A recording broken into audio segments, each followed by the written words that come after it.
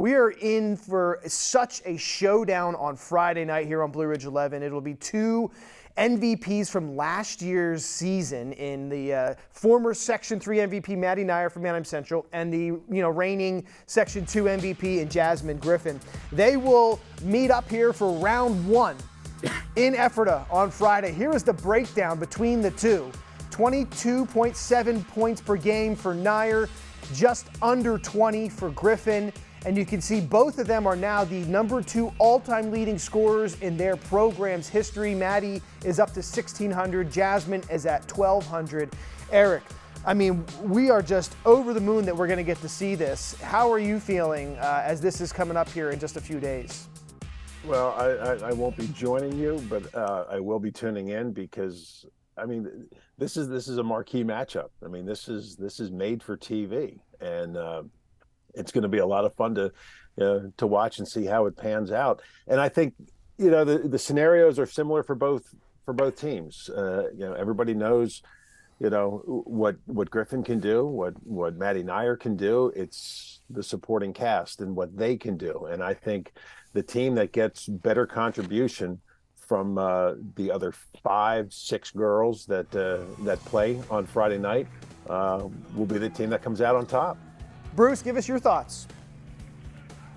Yeah, I mean, it's almost like Michael Jordan versus LeBron James, right? I mean, it's you're talking two of the premier players in the Lancaster 11 League, and they're so similar in that they create and do so much for their teams besides just scoring. And on top of that, when I was talking to Coach Cerullo about Jasmine's college choice, he told me that he was talking about her skills and her talents, but also saying that her work ethic is second to none. And that's you could say that about both Jasmine and Maddie. And when your best players are also your hardest workers, you've got a great combination there.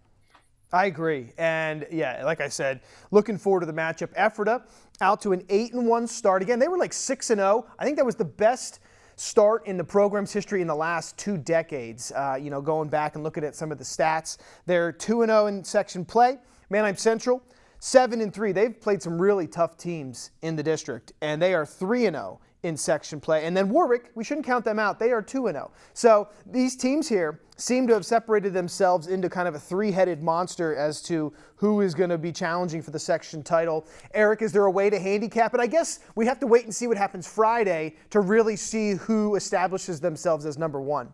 Well, and I'm glad you threw Warwick in there because, Bruce and I were talking before the season started, and I found out then that the small number of girls that were out for Warwick this year, and I'm thinking to myself, oh man, this could be a lean year. Well, they've proven me wrong, and congrats to Coach Sinowitz and his Lady Warriors for accepting this challenge with a smaller squad, and give them a ton of credit that they have rallied and put together a very strong start to the season. So, to have them in the mix as well, again, that's just going to add more spice to the race as the season goes on. So I hope it continues. Yeah, and it is interesting, again, this in Section 2 now pretty much houses all of our teams, right, boys and girls. We are going to get the Warwick and the Ephrata. We are going to get the Manheim and the Warwick. The final game of the regular season on Blue Ridge is the Manheim-Warwick girls game. So if there's anything with the section there hanging in the balance, we're going to see it decided on Blue Ridge 11.